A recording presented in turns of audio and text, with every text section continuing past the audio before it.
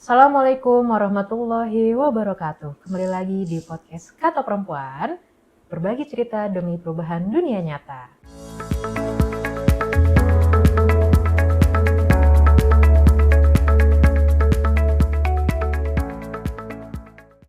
Halo semuanya, perkenalkan aku host baru di podcast Kata Perempuan. Aku adalah Hana. Sebelumnya aku udah pernah muncul nih di salah satu video di podcast Kata Perempuan, yaitu video ini. Oke, nah kali ini kita kedatangan tamu yang sangat istimewa karena sama-sama Gen Z nih kebetulan kita, jadi mungkin obrolan kita bakal kasual banget. Nah, clue-nya ini tamu kita atau narasumber kita ini sudah sering banget berseliweran di video podcast Kata Perempuan, bahkan sepertinya host pertama deh kayaknya nih ya. Nah, kalau begitu langsung saja kita perkenalkan narasumber kita kali ini, yaitu Batul Zakia.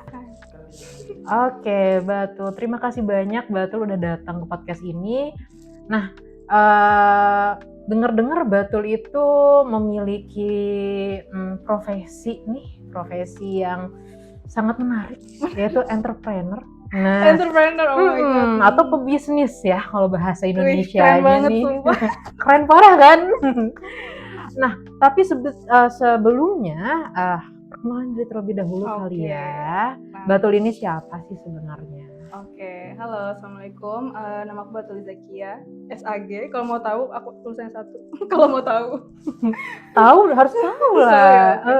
Ya, karena lulusan agama juga jadi terintegrasi dengan pekerjaan aku sehari-hari, yaitu sebagai pengajar, mengaji, guru ngaji untuk anak-anak PPK sama beberapa les privat yang lain. Oke, berarti sebenarnya profesi awal setelah lulus itu adalah pengajar, ya nggak? Bisa dibilang. Tapi di sini bukan sebagai pengajar nih. Sekarang nih topik kita itu sebagai pebisnis Gen Z nih. Sebenarnya sih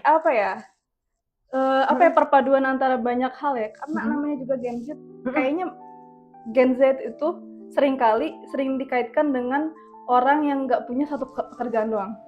Jadi bener. Aku selain mengajar, aku juga nulis artikel. Dulu tuh sering nulis artikel di media-media gitu kan. Terus juga aku tuh suka fiksi, suka nulis cerpen dulu. Terus juga aku juga seorang desainer grafis. Ya bisa dibilang bukan desainer yang profesional banget sih, tapi aku punya istilah itu ketertarikan dengan dunia desain gitu. Menarik banget nih, berarti lebih dari satu ya. Kalau ditanya profesi Batul apa sih? Banyak ya, sebenarnya banyak. Tapi kali ini kita bakal fokus di salah satu profesi Batul, yaitu pebisnis. Boleh ceritain dong, bisnisnya apa sih, sis? Gak usah malu-malu gitu deh. Ya, jadi mungkin kalau dibilang pembisnis sih, aku baru mencoba terjun di dunia bisnis ini ya. Jadi sebelumnya tuh aku pernah jualan buku sejarah. Jadi buku untuk anak-anak yang isinya tuh full illustration gitu ya. Ada worksheet segala macamnya juga. Itu aku jual. Tapi bukunya fisik gitu, buku fisik. Nah, selain itu juga aku punya akhirnya aku mendevelop bisnis untuk yang lebih ke masyarakat umum gitu, yaitu bisnis template jurnal, gratitude journal gitu. Kalau template berarti produknya tidak fisik ya? Tidak, template digital ya. Oh, template digital. Iya. Oke. Karena banyak juga jurnal yang template-nya bentuknya fisik. Nah, itu aku taunya sebenarnya yang template fisik.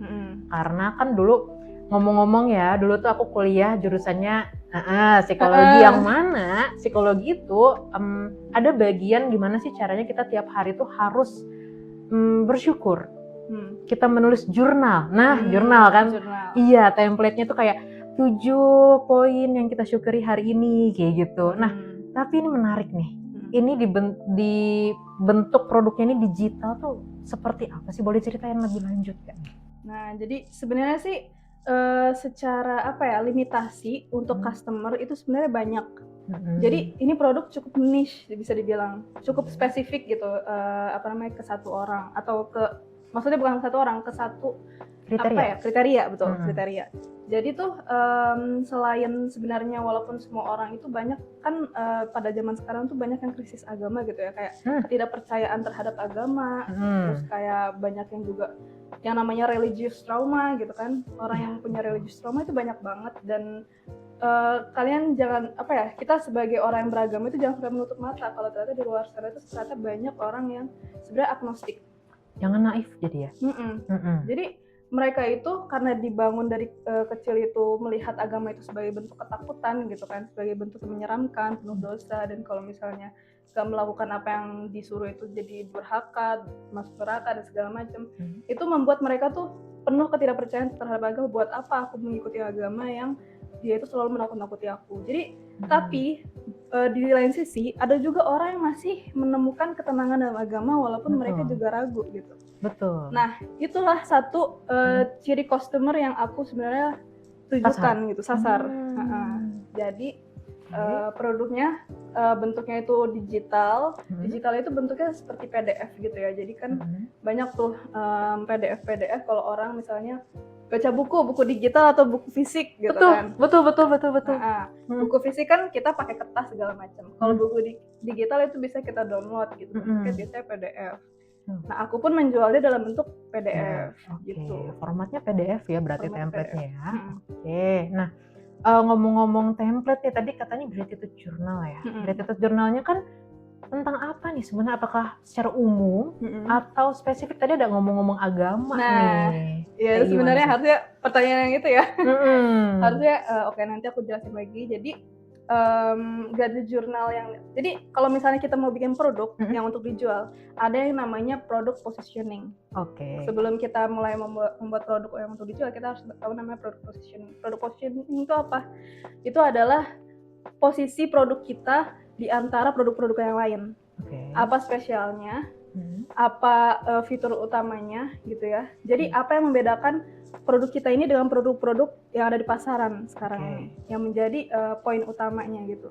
Itu namanya bisa dibilang sih ini ya, competitive advantage namanya. Jadi apa ya, keuntungan yang sifatnya kompetitif. Nah, jadi yang aku bikin itu template itu bukan cuman ya aku syukuri hari ini 1, 2, 3, 4. Itu umum banget ya. Itu umum banget. Paling orang-orang tuh jualnya bentuknya template seperti itu, terus yang mereka yang mereka jual adalah desainnya biasanya. Desainnya tuh elegan, warnanya begini-begini. Tapi yang aku lihat orang itu nggak bakal konsisten kayak gitu. Orang tuh nggak bakal kayak tiap hari misalnya. Oke lah, kita nulis hari ini. Aku bersyukur aku bisa minum, aku bersyukur aku bisa makan, dan aku bersyukur aku masih punya orang tua gitu kan. Ditulis.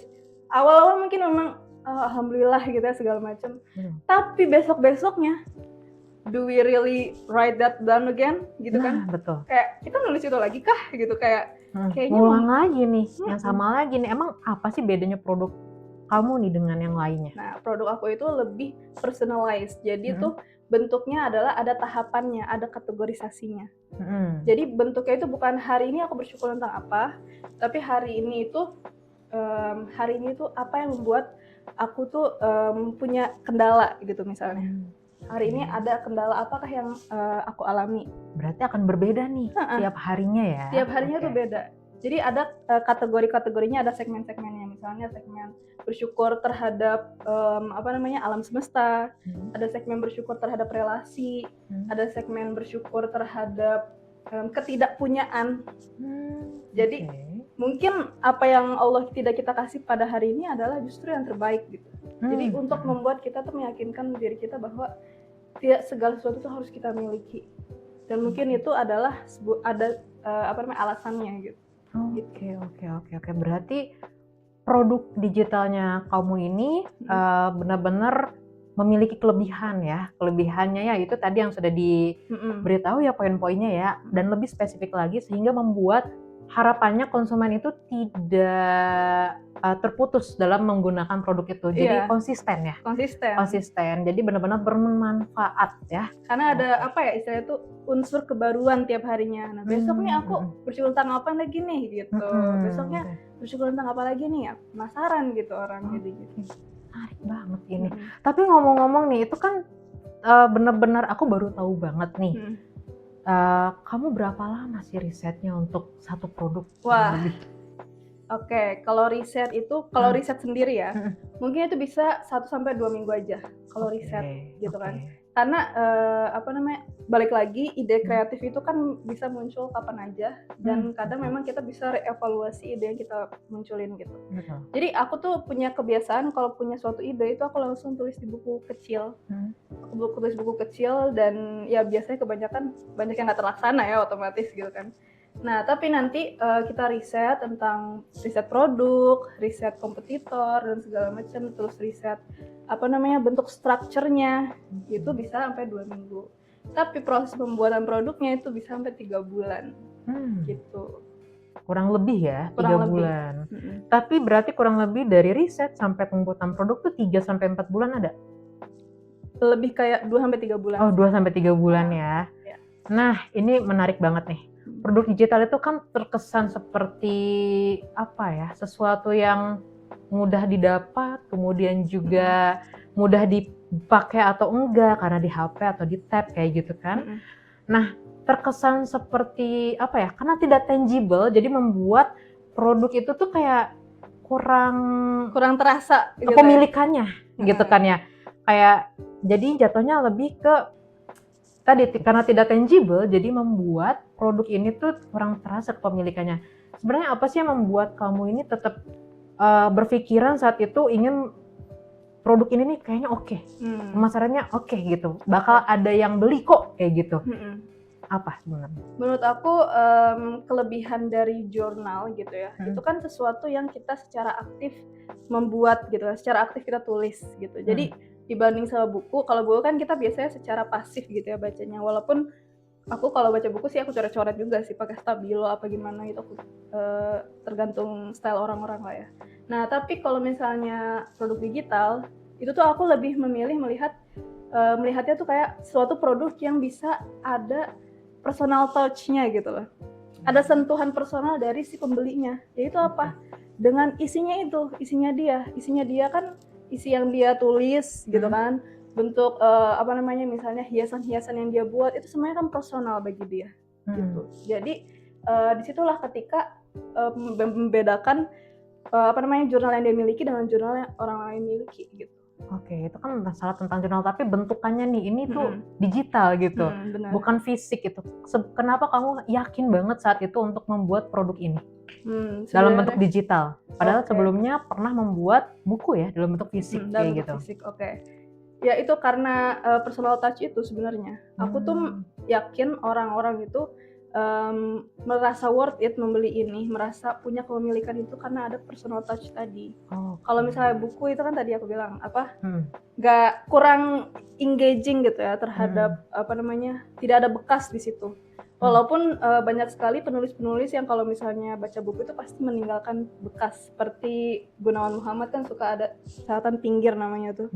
Jadi dia kalau lagi baca buku dia coret-coret kasih catatan pinggirnya gitu. Nah, itu tuh tergantung orang-orang lagi kan. Tapi kan aktivitas untuk membuat catatan pinggir itu kan bukan dari bukunya sendiri yang nyuruh. Kamu nanti bikin catatan pinggir ya kan enggak? Enggak sih. Iya. Harus ada ide dari si pembacanya sendiri. Tapi kalau misalnya jurnal itu kan ada ajakan untuk engage with the product gitu. Oke. Gitu Menarik. Kenapa digital? Kenapa enggak fisik? Nah, sebenarnya kenapa nggak fisik? Sebenarnya awalnya aku mau fisik juga, jadi 2 gitu. Sebenarnya kepikiran nih buat mengeluarkan produk yang fisik. Oke. Apa yang membuat digital dulu deh gitu? Karena kemudahan. Oke. Kita nggak perlu, kalau fisik itu aku pengalaman kan aku sendiri yang ngeprint gitu kan, aku sendiri yang ke tempat cetakan, aku sendiri yang buka kayak buka orderan gitu, misalnya orang transfer ini, aku sendiri yang nyari ke ekspedisi, aku sendiri yang bungkusin gitu. Itu banyak. Tapi kalau produk digital kita nggak melakukan itu semua. Jadi kita ada satu istilahnya itu kayak meminta satu platform untuk melakukan hal itu semua. Menarik. Gitu. Tapi ngomong-ngomong nih, sebenarnya pakai modal apa enggak sih produk digital dalam pembuatannya? Oke. Kalau untuk modal kan sebenarnya tenaga dan pikiran gitu tuh modal ya. Betul. Masuknya. Ya. Terus itu mungkin yang satu itu, dan menurut aku yang paling mahal adalah itu pikiran, ide, tenaga, terus kreativitas itu semua yang bikin suatu produk itu mahal tuh kepala kita gitu kan. Oke. Yang kedua paling pendukung sih, karena aku desainnya tuh di Canva ya, jadi perlu juga Canva Premium kan. Canva Premium, terus sisanya udah nggak ada lagi. Bahkan platform yang bantu aku jualin produk itu, dia nggak nyuruh kita bayar, tapi dia emang ngambil persenan kita. Oh, ketika ada produk yang terjual. Oke. Udah jauh nih sebenarnya nih ya. Tapi aku pengen tahu dong secara singkat tadi proses pembuatan produknya tuh dari awal sampai akhirnya menjadi produk yang siap untuk dipasarkan. Oke. Kayak gitu. Biar orang-orang yang nonton yang belum tahu sama sekali tentang produk digital tuh prosesnya bagaimana sih? Boleh banget nih dijelaskan pakai bahasa yang sederhana. Oke. Jadi kalau buat produk itu sebenarnya produk digital itu sebenarnya bisa apa aja ya. Bisa buku. Aku bahkan pernah lihat ada yang bikin buku praktik sholat kalau nggak salah. Terus ada juga yang bikin buku cerita. Walaupun sebenarnya menurut aku kurang efektif ya buku cerita anak, karena biasanya lebih suka yang fisik gitu kan. Jadi sebenarnya bisa apa aja bentuknya. Yang penting sesuatu yang bisa buat dalam bentuk PDF atau bahkan video. Ada yang jualan juga video gitu. Jadi kalau yang ini proses yang aku bikin adalah produk yang bentuknya PDF ya berarti ya. Iya. Jadi pertama tuh ya tentunya ide gitu kan, terus juga tentang value gitu ya, nilai apa yang ada dalam produk itu gitu kan. Terus juga pokoknya riset produk lah ya, isinya tuh semuanya ada di kepala atau bisa kalian tulisin gitu. Setelah itu yang kedua adalah aku nyari referensi nih, karena bentuknya tuh desain yang harusnya menarik gitu kan.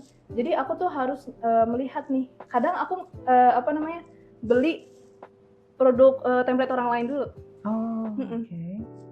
Kadang aku beli template orang lain dulu gitu ya, misalnya ngelihat kayak gini dia bentuknya tapi nanti aku nyari lagi misalnya template gratisan, aku lihat lagi desainnya. Terus habis itu aku mencoba untuk membuat desain yang menurut aku cocok sama produk aku gitu. Dan akhirnya setelah melakukan itu ya aku udah punya master desainnya gitu loh, kayak color palette-nya apa, terus kayak elemen-elemen yang digunakan apa dan segala macam, dan bentuk kasar template-nya kayak gimana itu aku bikin. Habis itu setelah itu isinya, jadi isinya tuh aku mau di dalamnya mau ada apa aja gitu kan, mau itu riset lagi sih. Itu kebanyakan isinya tuh ya kayak nulis buku aja. Kayak kamu nulis buku gimana sih, kamu nulis halaman 1, halaman 2, halaman 3 sampai itu tuh ada 200 halaman. Yang punya aku tuh ada 200 halaman. Nah, setelah aku tulis itu semua baru aku masukin ke template. Template yang tadi udah dibuat ya. Gitu. Setelah itu baru aku compile dan habis itu aku export lah ya dalam bentuk PDF. Kemudian aku upload itu file PDF-nya aku upload ke platform untuk menjual produk digital. Setelah itu dari situ? Nah, itu beres tuh, pembuatan produk tuh udah beres. Udah selesai. Segitu doang. Berarti secara singkatnya berarti dari ide terus kemudian kita mencari referensi ya. Referensi itu lumayan sangat memakan waktu kali ya. Harus cari dulu produk-produk orang lain ya, sampai bahkan membeli juga kayak gitu kan. Kemudian selanjutnya isinya ya. Isinya itu kontennya mau apa aja sih. Setelah itu barulah kita masukkan ke template yang sudah kita buat berdasarkan referensi tadi. Betul? Nah, setelah itu barulah diupload ke platform penjualan produk digital ya? Betul. Mau tahu dong apa sih platformnya? Iya. Baru tahu nih. Sebenarnya tuh banyak ya platform. Aku tuh mencoba beberapa platform, dan tapi ada satu yang menurut aku lebih mudah, yaitu kalau punyanya Indonesia itu Link.id. lynk.id. Nah, itu tuh aku ada beberapa lihat juga udah ada yang pernah nyobain Link.id. Jadi sistemnya tuh kayak orang misalnya kalau mau beli produk kita, klik link itu, kita klik produknya juga, produk yang udah kita upload itu, nanti mereka bakal klik, terus mereka bakal lihat harganya gitu kan. Lihat harganya, terus mereka klik beli, habis itu nanti ada metode pembayarannya tuh banyak. Bisa transfer bank, bisa Kris, bisa Shopee, segala macam gitu bisa. Nah, nanti mereka udah bayar, nanti produknya akan otomatis dikirim ke email mereka. Gitu. Jadi bentuknya tuh nanti akan dikirim ke email mereka. Oke, berarti itu yang melakukan adalah si pihak ketiga tadi ya, pihak platform ketiga. tadi ya. Oke, dengan catatan kita dikenakan komisi ya, menarikan komisi setiap ada penjualan Setiap ada menjual produk. 3%. 3% lumayan ya. Lumayan. Oke, tapi ngomong-ngomong tadi ada kayak pembayaran segala macam, sebenarnya pricingnya produk digital gimana sih? Nah, itu juga perlu riset. Oke. Jadi kita perlu riset pasar juga. Jangan kemahalan, jangan kemurahan, dan kita juga harus mencoba menilai produk kita itu worth it nggak sih segini gitu. Salah satu karena ini produknya bentuknya sangat baru ya. Belum pernah ada yang bikin produk kayak yang aku bikin. Jadi itu aku untuk mencoba menarik customer adalah aku juga bikin ada bonus-bonusnya gitu. Jadi aku bikin bonus namanya tuh bonus template untuk Quran journaling. Ada namanya Quran journaling, itu suatu niche yang pasaran di Threads. Itu juga mereka suka tuh template. Ya template biasa satu halaman doang, nanti bisa diduplikasi gitu kan. Kalau mereka mau ngisi. Nah, jadi kayak ada bonusnya, terus ada bonus beberapa stiker. Jadi dulu tuh aku suka, karena aku bisa gambar kan, aku jadi bikin stiker khusus buat mereka. Jadi kalau mereka mau hias-hias template-nya, bisa pakai stiker pack-nya itu. Stikernya digital berarti? Stikernya digital. Oh, oke. Berarti pricing itu untuk produk digital sendiri benar-benar harus riset lagi ya.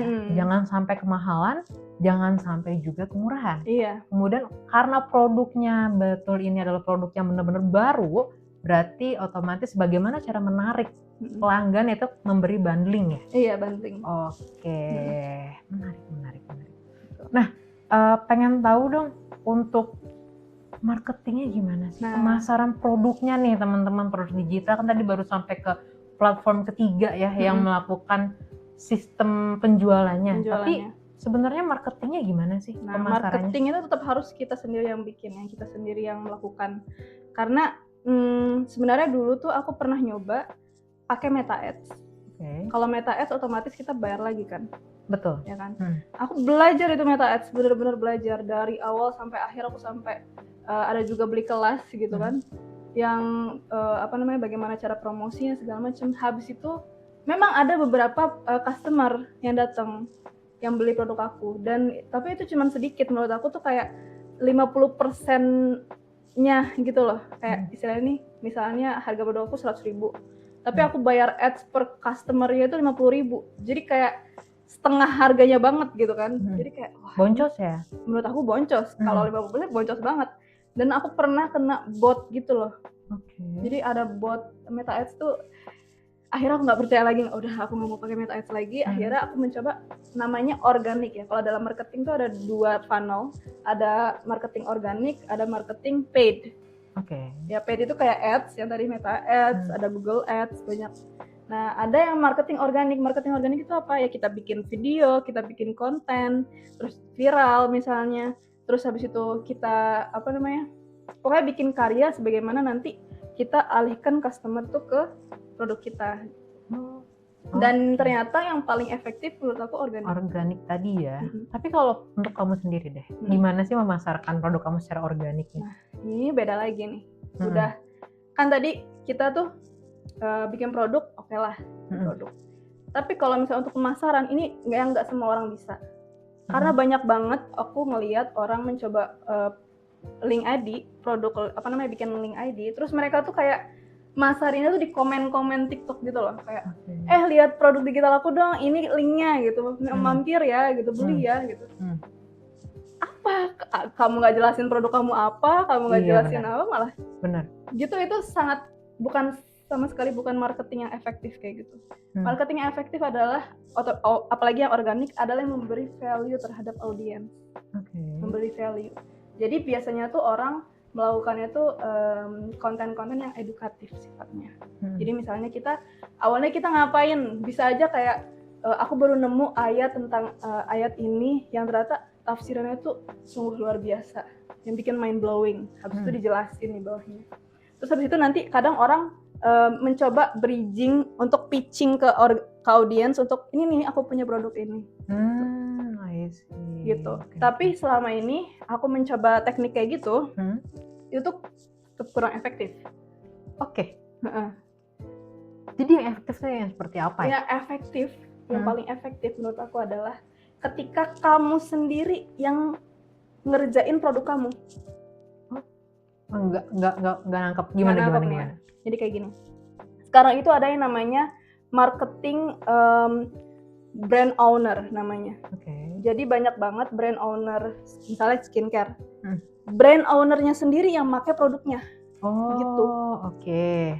Dipakai gitu, terus Dipakai. di review gitu. Di review sendiri. Oh. Ini, terus dijelasin prosesnya, terus dijelasin kenapa kandungannya kayak gini dan bener-bener tahu terhadap produknya itu. Sehingga itu membangun trust terhadap terhadap customer gitu. Karena customer itu nggak suka marketing dingin. Marketing dingin itu kayak apa? Ini kita punya produk gitu kan, ayo beli gitu. Oke. Berarti kamu sendiri adalah menggunakan produknya, ngisi si jurnal tadi, kemudian secara organik kamu memasarkannya. Iya. Oke, menarik.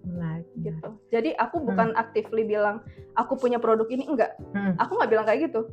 Aku bilang aku hari ini mengalami misalnya pengalaman personal ya. Aku hari ini mengalami sesuatu yang tidak mengenakan gitu.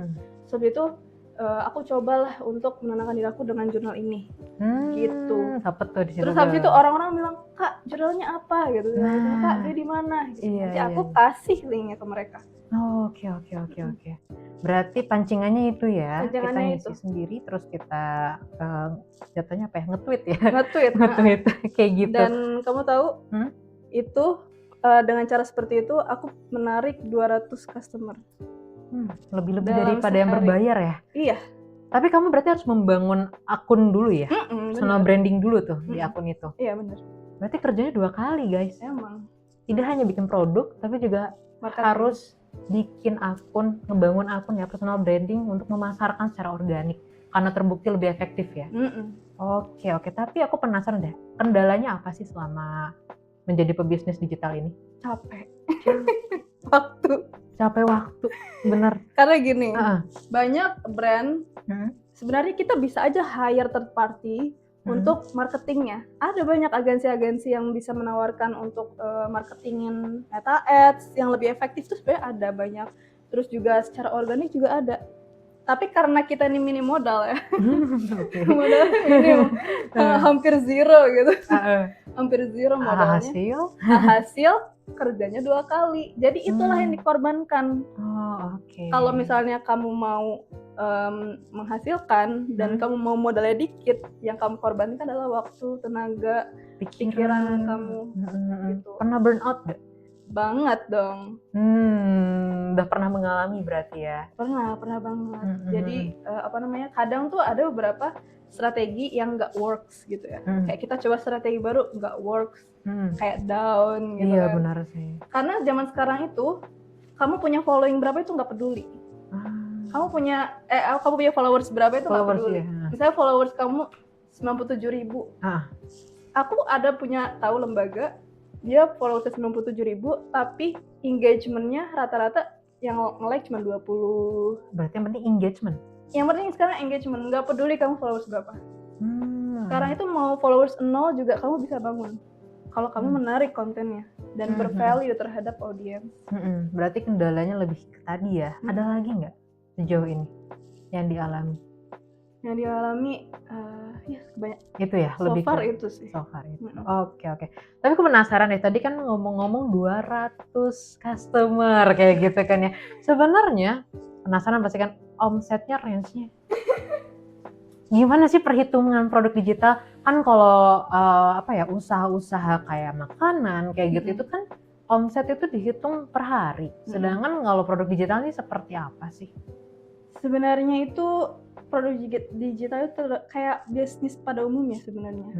Jadi kamu tuh bisa ada satu hari spike gitu kan, bisa satu hari spike. Tapi kalau misalnya makanan biasanya kan spike-nya nggak terlalu gede juga ya gitu kan. Biasanya rata-rata ada polanya ya. Kayak misalnya weekend lebih rame. Betul. Gitu. Nah kalau produk digital nggak ada istilahnya weekend lebih rame, range ya. Dari Sebenarnya satu produk ya? dari satu produk. Penjualan selama 1 bulan kali ya? Satu Mungkin bulan ya? bisa. Mm-mm. 1 bulan nih. Ya nggak gacor bisnis makanan ya. Ya bisnis makanan cost production-nya gede banget gitu kan Oke. ya. Bisa Berapa nih range-nya sejauh ini? hampir 2 digit, hampir 2 digit. Hampir. Oke. Untuk satu produk Untuk ya? satu produk. Dalam 1 bulan. Mm-mm. Yang mana produk digital kan tidak ada kadaluarsanya ya? Nggak ada. Berarti akan selalu ada beberapa produk mungkin yang udah kamu buat dari awal, tapi sedangkan kamu udah mengeluarkan 5 produk lainnya dan ini ada yang laku gitu ya? Oke. Berarti dalam sebulan kurang lebih 2 digit ya satu produknya. Menarik kan? Menarik banget.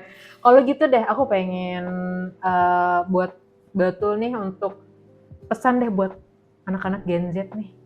Anak-anak Gen Z terkait profesi kalian. Ini kan profesinya terbilang baru ya, maksudnya baru terdengar lah entrepreneur tapi di bidang digital gitu kan ya. Oke. Jangan apa ya istilah itu, jangan capek untuk riset sih. Karena gimana ya, kalau misalnya kamu membangun produk digital dan kamu mencoba membangun bisnis di internet, itu tuh semuanya tergantung sama algoritma, tergantung sama tren, tergantung sama gimana cara kamu mengkomunikasikan produk kamu terhadap kepada orang lain gitu kan. Jadi komunikasi publik, terus itu jangan lupa riset, jangan ya tadi kata Hana kan, Gen Z itu suka nge-scroll. Sebenarnya kalau misalnya kita nge-scroll oke lah, tapi kita harus juga kalau misalnya kamu lagi jualan produk tuh kamu mikir, kalau nge-scroll ngelihat ada konten viral, ini kamu coba analisa gitu ya. Kenapa ini viral? Apa yang menjadikan ini unik gitu? Apa yang menjadikan terus habis itu kamu lihat kolom komentarnya, apa aja rata-rata kolom komentarnya tentang apa gitu. Apa yang mereka point out dalam satu konten itu. Kan satu konten itu misalnya 1 menit, mereka point out satu detiknya doang gitu. Misalnya tiba-tiba ada tanaman gini di belakang aku gitu kan. Ya itu di belakang ada tanaman, itu tanaman beneran atau tanaman bohongan gitu misalnya kayak gitu. Makanya banyak juga kadang orang bikin konten video, misalnya ini mic gitu ya. Ini mic terus dijepit ke garpu. Terus mereka ngomongnya gini, kayak mic tapi ini garpu kayak gini. Gitu. Ada yang bentuknya kayak gitulah, ada yang ngejepit kemana lah, ke hal-hal yang random gitu. Itu tuh untuk kayak menarik audiens. Kenapa tuh orang megang garpu gitu di mic gitu misalnya. Berarti itu ya pesan untuk teman-teman Gen Z semuanya yang ingin beralih nih memiliki bisnis digital. Tadi jangan capek untuk riset, jangan hanya scrolling aja, tapi juga perhatikan konten viralnya seperti apa, orang-orang tertariknya itu apanya sih kayak gitu. Jadi gunakan kreativitas kalian guys. Oke. Nah sebelum kita, ini menarik banget sebenarnya, tapi sebelumnya tadi kan udah banyak banget ngomongin produknya ya. Ini hard selling sih, promosiin dong produknya. Promosiin dong produknya nih. Ini kan kebetulan banget produknya adalah bisa digunakan oleh semua orang ya. Tentang journaling. Bisa dong dipromosiin, ada akunnya kah, ada apanya kah gitu. Iya sebenarnya. Atau bentukannya gitu. Ini bentukannya tuh sebenarnya untuk apa ya, saya tuh untuk covernya tuh kurang menarik ya menurut aku. Jadi covernya tuh cuman begini aja, kelihatan nggak ya? Sorry, berarti produk digitalnya yang buatan kamu ini khusus untuk pengguna tab ya? Iya. Oke. Atau sebenarnya bisa aja di HP, cuman emang terbatas sih. Emang nggak kalau ngeluasa gitu. Ini untuk covernya emang kurang menarik. Orang-orang tuh ngelihat nih salah satu. Jadi ini tuh hal yang aku udah bikin nih. Oke, berarti ini contoh owner mengisi produknya sendiri. Gitu. Ini. Jadi orang kebayang ya gimana sih cara pengisiannya gitu ya. Iya. Contohnya. Gen Z kan suka apa ya? Itu lucu gitu kan ya. Itu juga menjadi estetika juga jadi poin ya. Jadi jangan lupakan estetika gitu. Gitu. Ini jadi banyak stiker-stiker, terus aku highlight segala macam. Itu tuh jadi itu yang aku upload di sosial media. Aku mostly ini ya di Threads ya aku uploadnya. Threads. Oke, pengguna Threads. Nih untuk akun threads aku sendiri itu tuh aku udah punya 1.600 followers. Mantap. Dan pernah waktu itu mencapai jadi retensi orang visit profil aku itu pernah nyampe 500.000.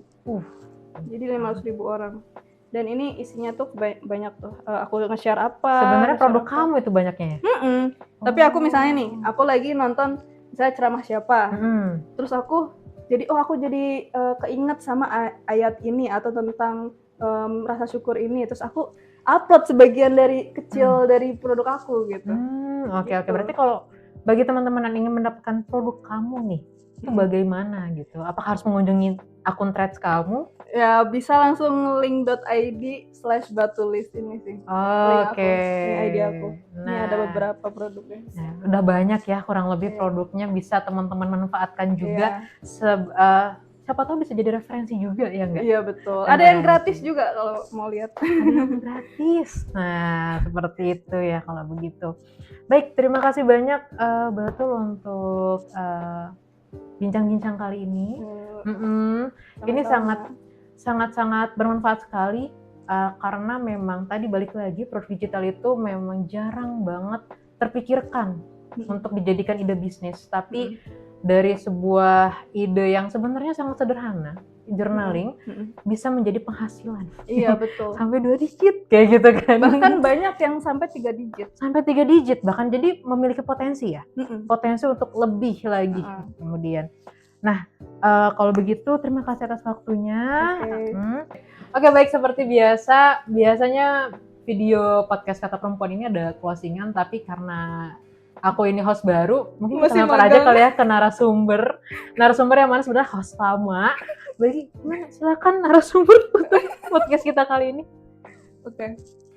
Ya, untuk para penonton Mahdawiyah di rumah, jangan lupa kita selalu mengingatkan untuk mendukung kebebasan Palestina dengan 2 hal. Yang pertama adalah boykot produk-produk yang terafiliasi dengan Israel maupun Amerika, entitas Israel maupun Amerika. Dan yang kedua, jangan lupa untuk selalu share berita-berita tentang kebebasan Palestina, karena banyak banget nih hal-hal baru di internet yang membuat kita tuh jadi teralihkan perhatian kita dari yang seharusnya kita fokuskan, yaitu adalah kebebasan Palestina. Baik. Ya, terima kasih sudah menonton podcast ini. Jangan lupa like, comment, dan subscribe. Assalamualaikum warahmatullahi wabarakatuh.